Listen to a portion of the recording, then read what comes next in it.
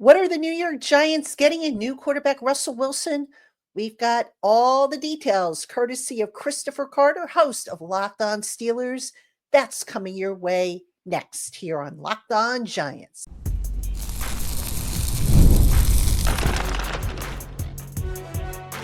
You are Locked On Giants, your daily New York Giants podcast, part of the Locked On Podcast Network, your team every day. Today's episode of the Locked On Giants podcast is brought to you by FanDuel. Right now, new customers can get $200 in bonus bets when your first $5 bet wins. Visit FanDuel.com today to get started. Hello, New York Giant fans, and welcome to another edition of the Locked On Giants podcast, part of the Locked On Podcast family, your team every day. I'm your host, Patricia Traina, credential member of the New York Giants media for Locked On, as well as for New York Giants on SI, which is where you can find all our written work. And as always, welcome on into our Blue Crew community members, our newcomers, our everydayers, and everybody in between. We appreciate you spending part of your day with us here on the Locked On Giants podcast. And on today's show, I'm pleased to welcome in my colleague from Locked On Steelers. He is Christopher Carter. And Chris, we've got to talk about a certain quarterback. I mean, how about that? A late night news stuff, Russell Wilson coming to the New York Giants. What are your thoughts about this move, Chris? I think it shows the Steelers were willing to move on from Russell Wilson, and I think this both the Steelers and the Giants are in similar positions where whoever they sign this year is not the long-term plan. Like Russell Wilson is not the guy the Giants are hoping turns into a franchise quarterback. Just like the Steelers, if they do end up signing Aaron Rodgers or whoever they end up signing or decide to make their QB1, the plan is to set the team up with to be semi-competitive. Try to win some games, try to keep your core together so that you can go get that quarterback in the next year's draft class, and that be the rebuild that you actually go through to make yourself competitive and one of the better teams in the NFL again. And so that I think is both team strategies. That's why they were like the last two teams looking for partners on the quarterback dance floor. And now that Russell Wilson, clearly the lanes back to the Steelers are closed, so he's going to go to the Giants where he'll be there with Jameis Winston. I think you presume that Russell Wilson would start there. I think that's kind of what it is. Both teams are looking for temporary solutions, and these are two Super Bowl champion veterans who've been in the NFL quite some time that you can bring in and say, hey, please play this offense, stick to the plan, and help us get ready for next year. And these guys have to understand that, like, look, you're not the guy anymore. You're a guy. You're the quarterback that's been the franchise guy that's now turned into a journeyman because you're moving around, and that's fine. But it's just going to be about what can both sides get the most out of these relationships. Chris, when Russell came over to the Steelers, I mean, obviously he had the failed stint with Denver, but how much did the Steelers change what he did, say, in Seattle, where he had some success? And what did Russell end up doing well for the Steelers versus what didn't he do so well? So I think the big thing the Steelers really looked at him for doing was finding a way to be a big play quarterback without exposing too much risk. And for a while, that really worked. The Steelers, everyone talked about his moon ball, where he would throw that deep ball that would just hang in the air, but hang in the air just enough and get to the right spot where your receiver could come down with it for a big play deep down the field and do so in a way that limited how many turnovers he would actually commit. And for a time, that really worked. Early on, when the Steelers started their season, Russell Wilson was injured in training camp, so he missed the first 6 games of the season. The Steelers went 4-2 with Justin Fields, and many, including myself, thought, maybe Justin Fields should stay at quarterback. But then that wasn't the case. The Steelers do choose to go to Russell Wilson. And for the next 7 games, the Steelers averaged over 28 points per game in those contests. And they were doing a really good job of putting points up on the board. They were finishing more drives. They were getting more consistency out of the offense. But then eventually, teams started to wise up to what Russell Wilson was doing, and the Steelers' offensive line fell off. And what happened was you see a lot more pressure coming at Russell Wilson. There wasn't a run game to balance the offense. And then eventually, I think what was best shown in the Hard Knocks series was one of the Ravens assistants was like, listen, Russell Wilson is 3-pointers and layups. He does not want to play a mid-range game. And when teams locked in on that, it made it harder for Russell Wilson to do what he had been doing. And the Steelers finished the year on a 5-game losing streak, not scoring more than 17 points in any of those games. And so I think between that and maybe some internal things, there were questions about whether or not Russell Wilson could call audibles and, that leaking out to the press. All those played a factor into why Russell Wilson isn't with the Steelers anymore and why they didn't just press to have him back when they didn't get Justin Fields, because all indications were they were preferring Justin Fields to stick around for a 2-year deal to kind of be the last part of the bridge quarterback to get them to 2026. But when that didn't happen, a lot of people here, including myself, thought, oh, Russell Wilson will just be the option there. Turned out he wasn't. They didn't want him back, and we talked about that on our Wednesday episode of the Locked On Steelers podcast, where it was like, hey, what led to this? What played a factor into this? And I think a lot of it was just friction with the offensive coordinator, and that's going to be a big factor for Russell Wilson in New York. How does he mix with Brian Dable? How does he mix with this offense? Does he want to make it his own because he's a Super Bowl champion quarterback, or does he kind of conform to what the coaches are wanting there? That was a consistent battle that happened in Pittsburgh, and there were times that Russell Wilson was showing that it was right to side with him. When they scored 44 points against the Bengals, he got the offense going. It showed that was like the high point of the season. Everyone thought, oh man, maybe the Steelers can really be that good this year. And then you saw in games like against the Ravens in the regular season when they got their rematch, and he threw a pick six and he fumbled at the goal line. And then you saw against the Chiefs, he threw it, a really bad red zone interception that spoiled a good drive that could have kept the Steelers in that game. Things like that happened where it was like, okay, maybe dial it back a little bit, Russ. So that's where I think the Giants are going to have to really work on the most, is they're going to have to find that chemistry of what's Russell Wilson willing to take, what is he willing to conform to fit your scheme and help you get to where it is, because this isn't about him, and where can you also expect him to step up and be that veteran leader that he has been for 13 years in the NFL. If you had to advise the Giants on designing the perfect offense for Russ Wilson, what elements would you include based on his history, based on his skill set? What worked, what didn't work? I mean, you mentioned he was pretty much a 3-point shooter, but, the Giants like to do a lot of underneath stuff. Obviously, they do have something of a running game. Do you think that, that there's enough there to where they can make this work with him? I think that there's, with Malik Neighbors, with the abilities the Giants have, the biggest thing they're going to have to be able to understand is that Russell Wilson, despite whatever you think that that you can make him into, I do not think Russell Wilson is the guy that's going to throw to the middle part of the field because of his height. He's 5'10". He's a guy that can't see over the tall offensive lineman. He has to drop back a bit further. And even when he does, that's just not his angle. What Russell Wilson has made his hay in the NFL doing is he rolls out of the pocket. He buys himself more time so he can see the field, and then he'll see crossing receivers and he'll hit the sidelines. But that moon ball that he has to hit those deep balls, those 50-50 balls that he throws up, that he often puts his receivers, when he sees one-on-one, he gives them a good chance to make a play on it and give you a chance to make the play down the field. If the Giants are able to develop a balance between the home run play where he hits the ball 30 yards down the field and running the ball, that can set up play action. That can set up a lot more, and that can put defenses into guessing games where you catch people off. And that's what the Steelers did for quite some time for last season when Russell Wilson came to the Steelers.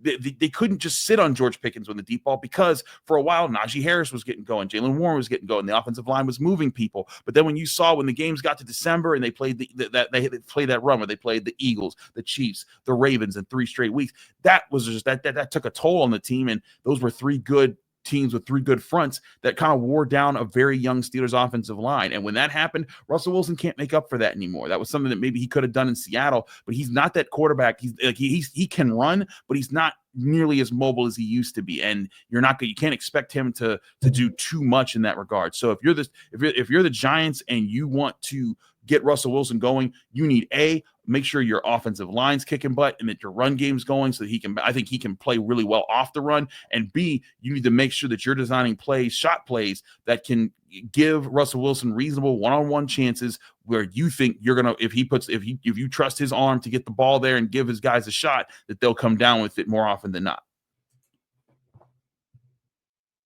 Hey, Giant fans, March Madness is here, and FanDuel is giving you the chance to get in on the action like never before. Right now, new customers can get $200 in bonus bets when your first $5 bet wins. That's $200 extra bucks to use on everything from buzzer beaters to Cinderella stories, even who's going to be cutting down the nets. With tournament games happening almost every day, there's always something exciting to bet on. The FanDuel app is simple to use, and when you win, you get paid instantly. There's no waiting around. So go on and visit fanduel.com and get in on the college hoops action all tournament long. Chris, what about in the locker room? There's been, some reports that he's kind of an introvert, but a little bit on the, for lack of a better term, on the goofy side, kind of harmless goofiness, humor, if you will. How do you think he's going to fit into a locker room where he might be asked to help mentor younger players? I think the big thing that Russell Wilson brings is positivity. He is ever positive. Like when you listen to him, when you're around him, like the stuff about his faith and Christianity, believing in himself, believing in his teammates, that's all real.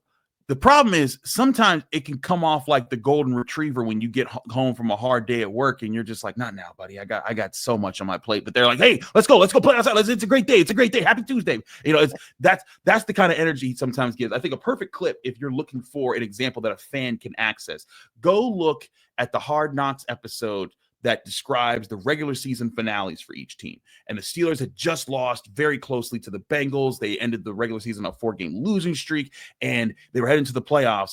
And Cam Hayward, team captain, who's been on the team for more than a decade, he's Mr. Steeler. You don't need to tell him nothing. He knows what it is. He has the flu. He's going through it. You can hear it, and he's fighting through it. And he's just mad that they just lost this close game to the division rival, and now they went from potentially winning the division to now they're going to have to go to the Ravens in the playoff game instead of getting like a more favorable matchup like with the Houston Texans or something like that. So Cam Hayward's walking around after the game, and he's like on the field, and Russell Wilson comes up to him. He's like, hey, we just gotta win four. We just gotta win 4 in a row. We just gotta win 4 in a row. That's what we gotta do. And it's like, you understand that he's being positive. It's not that he's being fake, but sometimes that energy can give off like, hey man, you didn't play well. Like, let's relax for a little bit. And I think that's what can wear on players. When he comes into the organization, his positivity, everything. Like there was one time Broderick Jones during that Bengals win that they had earlier in the season, where he was like, during a break, he was like, man, Russ, it's crazy. Like you go from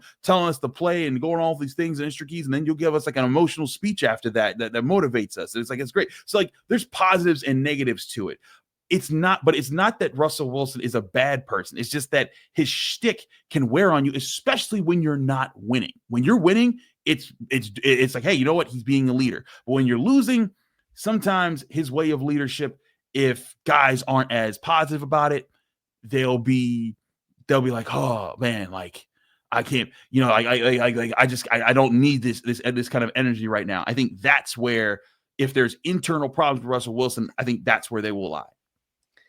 So there's a risk that maybe if he gets too, positive and things aren't going well, there's a risk of people tuning him out. I think so. I think there's a risk of that. I mean, there's the clip of like the Broncos player that was like yelling at him on the sideline towards the end of his time in Denver. I think that's where it's going to be interesting for the Giants. How do they manage that? Because the thing with this is that you do not want, if you're the Giants, whoever you're signing, you just don't want them to blow up your locker room. If you're Brian Daboll, you're just trying to get to next year where you can take your swing at your next quarterback, because that is going to be Brian Daboll's last chance. Much like for Mike Tomlin, if he misses with next year's quarterback draft pick and that doesn't develop there, that's going to spell the end of Mike Tomlin's tenure in Pittsburgh. I think the same thing for Brian Daboll. So what you want out of a quarterback right now is you want a guy that's going to play into your system, understand that it's not about him, and be the guy that could be the veteran, who could be mature, who can, just say the right things, be in the right place, and help build your team moving forward to pass on to somebody else. And that's tough to ask of guys, right? Because everyone's a competitor. You don't get to this level of NFL without being a competitor who busted his butt every single day to prove people wrong, to show that, hey, I am an NFL starting franchise quarterback. But then there's time. Father Time is undefeated. You know, that's I think that's the thing that Russell Wilson's going to have to deal with. And so the question is going to be, how will the Giants put up with that? How will they build around that? You know, what kind of leadership will Russell Wilson get? When Russell Wilson came to the Steelers, you know, it was very clear from Cam Hayward, TJ Watt, Minkah Fitzpatrick, the defensive captains, that there was deference given to Russell Wilson, and he was given a captain's seat for the Steelers. And so, but that was because the Steelers didn't have an offensive leadership set up. They did not have bona fide guys in the offense that you can look to and say, hey, Russ, you may be the quarterback, but those are the guys that you better adhere to in the room. They have the deference that didn't exist there for the Steelers, and I don't know if that exists for the Giants right now. So that's going to be the tricky thing: is you want him to be a leader, but you don't want him to supersede your organization, and that's the tricky thing that both the Giants are going to have to balance with Russell Wilson, and presumably the Steelers are going to have to do with Aaron Rodgers next year. Now, Chris, I know you don't cover the Browns, but you've seen the Browns. You've seen Jameis Winston. The Giants brought in Jameis Winston. What do you think of that pairing, Russell Wilson, Jameis Winston, and potentially a rookie quarterback? It seems like opposite ends of the spectrum there. It is very much opposite ends of the spectrum. I think Jameis Winston is a good backup quarterback. I think he can bring you the things there. I think one thing that you see, if you have Wilson and Winston, both of those guys can give you a good deep ball to give your wide receivers a chance to go be a playmaker. And so that's what I'm looking at. If I'm the Giants, I'm like, I'm going to find a way to get a playmaker, a wide receiver to pair with Malik Neighbors, because I think it'd be really great. If I'm the Giants, I want to have something set up for when I draft my quarterback in 2026. Unless you think Shedeur Sanders is that guy. Unless you think that, you trade up, you go get Cam Ward. Unless you do something like that where this year is your quarterback year. If I'm the Giants, I would try to set up a situation where you got Neighbors. You like what you see there. Maybe pair him with another playmaking wide receiver so that you have two young wide receivers when you eventually go get this quarterback of the future. And then that way, this year, Winston and Wilson can work on that with them, and they can be playmakers. They can develop chemistry with the team. And then when that rookie quarterback comes in, there's two veteran receivers who's been on the team, who've been playmakers, who can help that quarterback and say, hey, buddy, we got you. We already developed a little bit of a system, fit this system, and then, we'll work with your skill set to develop it. That's where I think that there could be something that develops this year. But I think for both the Giants, the Steelers, and the Browns too, there are a lot of teams that if you don't have the franchise quarterback, this year is about developing the things to get you in a position that if you do land your franchise quarterback, you are ready to hit the ground running and be a contender right away. Chris, final question for you. For the Giants, what are they going to be grateful for having signed Russell Wilson for, and what might they regret having signed Russell Wilson for? I think the biggest things that they're going to be that they'll be happy about is he will bring stability. Like, he's going to be the guy that can play to a system, that can hit the deep ball and manage a game. Like, I think Russell Wilson very much gets that. But where you're going to have regrets is if you do not have a run game and your offensive line causes problems, Russell Wilson will come back to haunt you. And that's kind of what happened with the Steelers at the end of the season. Was he couldn't buy you time when your offensive line didn't play well. You didn't have a run game, and so your play action passes weren't as open as they were. And so then Russell Wilson's going to try to do too much. And Russell Wilson at this stage, isn't the guy that you want doing too much. When Josh Allen puts Bills on his back, there's a reason that he does that, and it works for the most part. Granted, they still haven't been to a Super Bowl, but but there's teams where you can trust your quarterback to do that. If you're the Giants, you don't want to have to trust Russ to do that, and if you put him in that situation where he has to, it's going to cause you some growing pains. But granted, again, I think the Russell Wilson signing isn't about this year. The biggest thing that I worry about, if it's not just on-field production, it's got to be the making sure that the locker room isn't broken up. It's got to be that the locker room isn't going to fracture, and that the leadership structure that you're building for 2026 and beyond does not become cracked, and then you have to completely tear everything that you've been building back down. Now, granted, I don't know how much the Giants feel that they've built going forward, because they've lost Saquon Barkley. Daniel Jones is now somewhere else, and they're in that rebuilding process. But the biggest thing is you need building blocks to get back there. And if Russell Wilson gets in the way of that because of perceived problems on the inside, that could lead to some issues. Sounds ominous, actually. It sounds like there's a potential for something to backfire here. So. It could. I mean, it just depends. How does he take his new location? This will be his fourth team in what, 5-6 years. So that's something that it can be humbling. How will he handle how the Giants handle it? That'll be a big story. Yeah, something to keep an eye on. All right, Chris, I appreciate the insight. Always glad to have you on. We don't see each other enough, so whenever we can, I'm always going to take it. He is Christopher Carter. He is the host of Locked On Steelers. Do check out his work, as well as all of our Locked On hosts. We've got NFL and MLB, NHL, NBA. We're all doing every day, 5 days a week here on the Locked On Network. Giant fans, stay tuned. We have more on today's Locked On Giants show coming up right after this.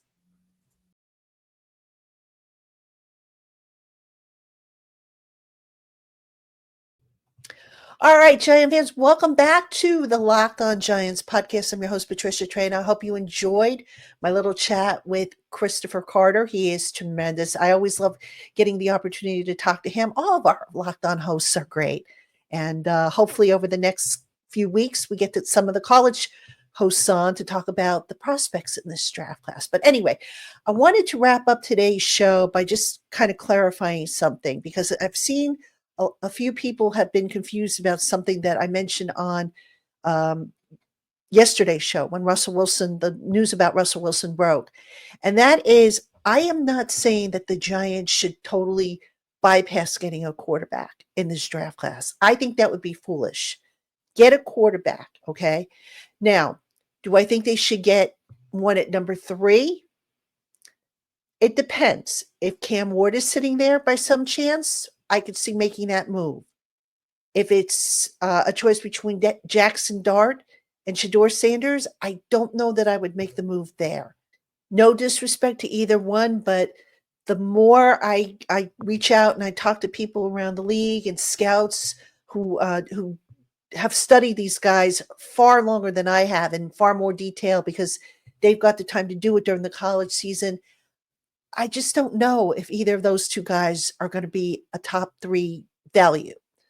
So that being said, look, the bottom line is, if you look at the contracts that Russell Wilson and Jameis Winston got, clearly the Giants are not planning on those guys being around long term. All right. Jameis Winston, 2 years. Okay. Russell Wilson, 1 year.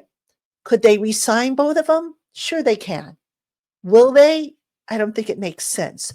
What I still think is going to happen is that I could see the Giants taking a flyer on a day 2 or maybe a day 3 quarterback, let the kid develop.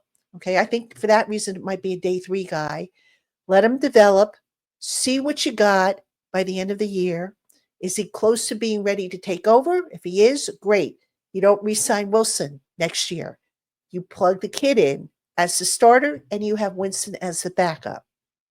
If the kid doesn't develop and you just feel like it's not going to work out, then you go back to the drawing board into the draft next year when the quarterback class is going to be deeper, and you take your quarterback there. You do what you have to get your quarterback. Now, I'll mention one other thing. And, this whole fiasco that the Giants have had with the quarterback position just has me convinced.